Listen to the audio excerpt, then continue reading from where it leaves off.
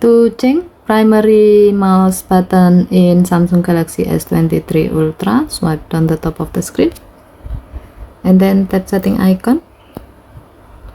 Scroll down the screen to find general management. Tap general management and then tap mouse and trackpad.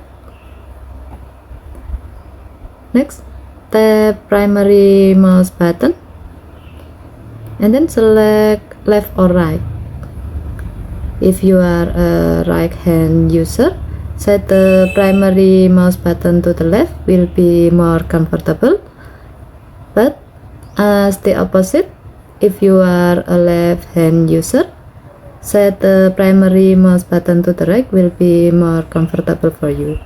However, as the example, if you set the primary button to right, it means that you can use the right button on your mouse that is connected to your phone to select an item, and the other button on the mouse as the secondary button. Okay, thank you for watching. Have a nice day.